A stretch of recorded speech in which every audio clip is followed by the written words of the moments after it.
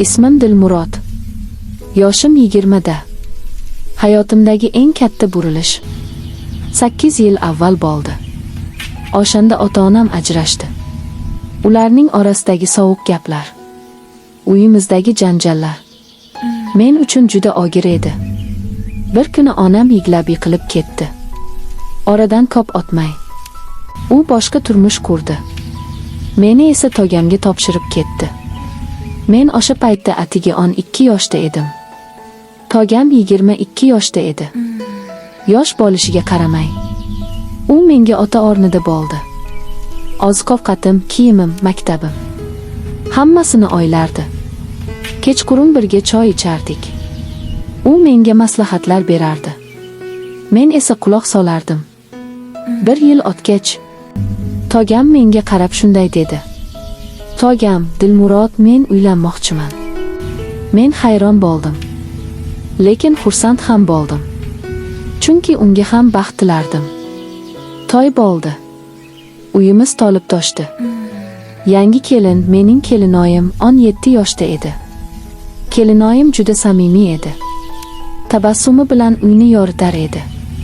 Men bilan singlisday gaplashardi.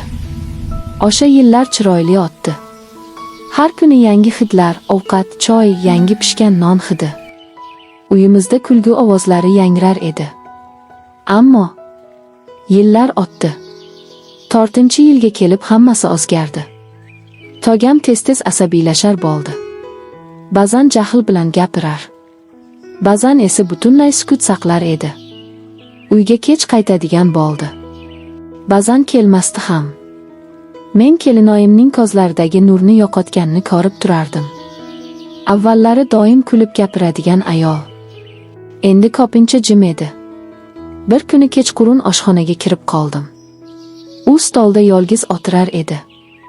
Ko'zlari qizarib ketgan edi. Men, kelinoyi, yaxshimisiz? U boshini egdi.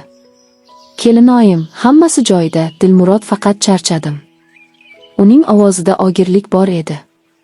Men birinchi marta uning qanchalik yolg'izligini his qildim. O'sha kundan keyin men unga ko'proq e'tibor bera boshladim. Uning ko'zlarida qayg'u yashar edi. Kunlar o'tdi. Togam ichkilikka berildi. Ko'p ichar edi. Uyga mast qaytardi. Ba'zan butunlay yo'qolar edi. Kelinoyim tobora menga ko'proq gapira boshladi. Biz kechasi ham uyga qolardik. U dardini aytardi. Men esa faqat tinglardim. Bir kuni u menga qarab dedi. Kelinoyim, men faqat tinchlikni xohlayman, Dilmurod. Uning bu gapida yillar davomida yigilib qolgan iztirob bor edi. Kunlar birin-ketin o'taverdi.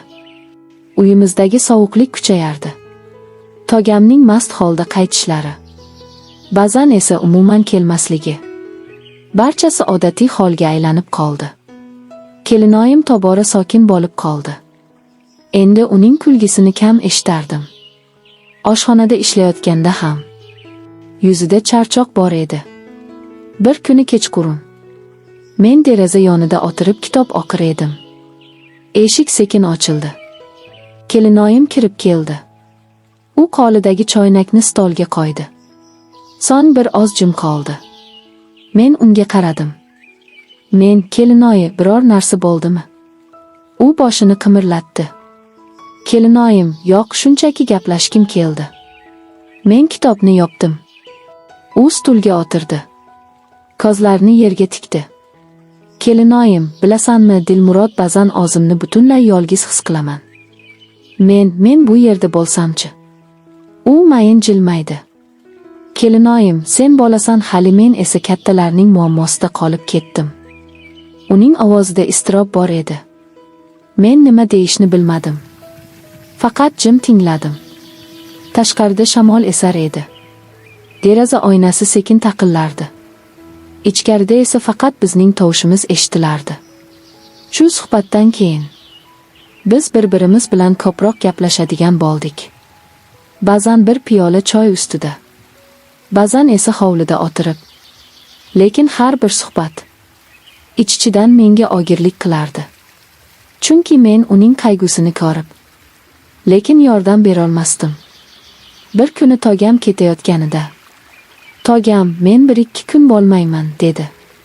Kelinoyim esa hech narsa demadi. Faqat boshini egdi. O'sha kecha uyimiz galati jim edi.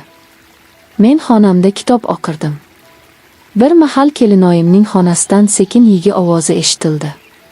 Men eshik oldida to'xtadim.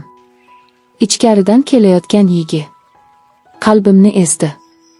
U yolg'iz va bu yolg'izlik uni asta-sekin yemirmoqda. Men eshikni taqillatmadim. Faqat asta orqaga qaytdim. O'sha kecha uyqum qochdi.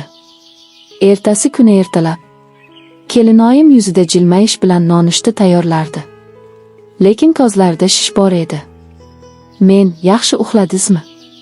Kelinoyim, "Ha, yaxshi." Men bilardim bu yolg'on edi. Bir necha hafta o'tdi. Togamning uyga kech kelishi davom etardi. Ba'zan u mast holda kelar. Ba'zan esa hech xabar bermasdan yo'qolib qolardi. Kelinoyim bu orada tobora ichiga yopinib borardi. Uning ko'zlari avvalgidek chaqnashini yo'qotdi. Men esa ich-ichimdan unga yordam berish yo'llarini qidirardim. Bir kuni kechqurun men oshxonaga tushdim. Kelinoyim stol ustida choy ichib o'tirardi. Men, "Kelinoyi, birga choy ichamizmi?" U jilmaydi. "Kelinoyim, mayli, kel o'tir." Biz jim o'tirdik. Faqat choy quyish ovozi eshitilardi. "Kelinoyim, Dilmurod, sen hech qachon o'zingni yolg'iz his qilganmisan?" Men biroz o'ylab turdim. Men ha bolaligimda ko'p his qilganman. U boshini qimirlatdi. "Kelinoyim, men ham. Ayniqsa so'nggi yillarda juda ko'p." U shu gapni aytarkan ko'zlarida yosh paydo bo'ldi. Men esa qo'limni cho'zib uning qo'lini ushladim. "Men, hammasi o'tadi. Ishoning." U past ovozda dedi. "Kelinoyim, men bunga ishonmay qo'ydim." O'sha payt deraza ortida yomg'ir yog'a boshladi. Tom-tomlari ustida sekin ohang hosil qildi. Uy ichidagi jimlikka bu tovush qo'shildi. Biz uzoq o'tirib gaplashdik.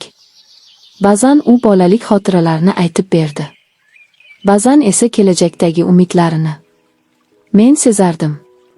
U menga tobora ko'proq ochilayotgandi. Men esa unga o'zimni bir qarindosh, bir do'st sifatida tutishga harakat qilardim. Ammo yuragimda boshqa bir tuyg'u ham uyg'onayotgan edi. Bu tuyg'uni aytishdan qo'rqardim. Bir necha kun o'tib, togam yana mast holda uyga qaytdi. Eshikni qattiq yopdi. Kelinoyimga baland ovozda gapira boshladi. Men xonamdan chiqmadim. Faqat devor ortidan ularning gaplarini eshitardim. So'ng eshik qarsillab yopildi. Togam yana chiqib ketdi. Uy yana jim qoldi. Faqat kelinoyimning sekin yigi ovozi eshitilardi. Men ichimda bir qarorga keldim. Ichki monolog, men uni bu holatda yolg'iz qoldira olmayman. O'sha kechadan keyin men kelinoyimga yanada ko'proq e'tibor bera boshladim. Uning ko'zlari ko'pincha qizarib turardi. Men esa har safar buni payqardim. Bir kuni ertalab u oshxonada nonushta tayyorlayotganda men kirib bordim. Men, "Kelinoyi, yordam beraymi?" U jilmayib dedi. "Kelinoyim, keragi yo'q, sen o'tir." Men stulga o'tirdim. Oshxona issiq edi. Choy hidi butun xonani to'ldirib yuborgan edi. "Kelinoyim, Dilmurod, sen yaxshi bo'lasan." Men hayron bo'ldim. "Men, nega birdan shunday dedingiz?" U jim bo'ldi. So'ng dedi. "Kelinoyim, chunki sen meni tinglaysan va tushunishga harakat qilasan." Bu so'zlar menga iliqlik berdi. Lekin ichimda ham iztirob uyg'otdi.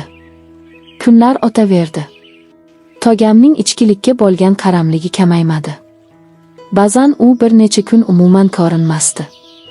Bir kuni kechqurun yomg'ir yog'ayotgan edi. Men deraza yonida kitob o'qir edim. Eshik sekin ochildi. Kelinoyim kirib keldi.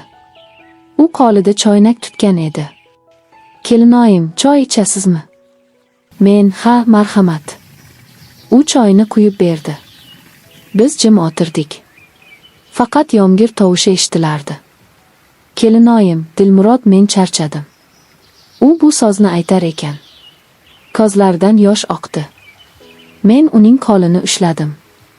Men, barchasi o'tadi. Ishoning.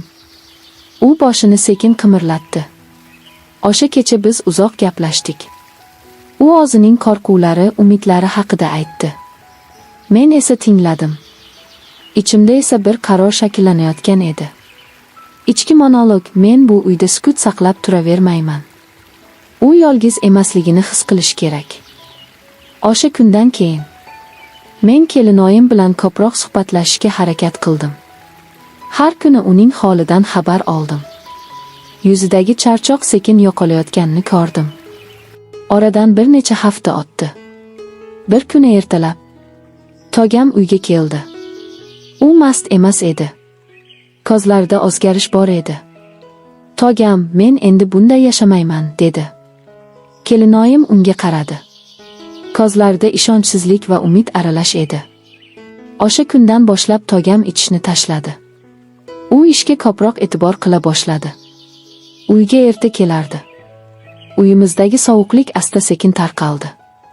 O'rnini iliqlik egalladi. Kelinoyimning yuzida yana avvalgi tabassum paydo bo'ldi. Bir kuni u menga qarab dedi. Kelinoyim, rahmat, Dilmurod, sen meni eng qiyin paytlarimda tinglading. Men jilmaydim.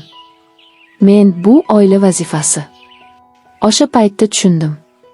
Hayotda ba'zan odamga eng kerakli narsa bir ogiz samimiy so'z, bir quchoq iliqlik. Hozir men mustaqil yashayman. O'z yo'limni topdim. Ammo o'sha yillar, meni katta qilgan yillar, hech qachon yodimdan chiqmaydi. Men o'sha davrni eslaganimda yuragimda ikkita tuyg'u uyg'onadi. Minnatdorchilik va iztirob. Minnatdorchilik chunki men odamlarni tushunishni o'rgandim. Iztirob chunki o'sha yillarda bolaligimning bir qismi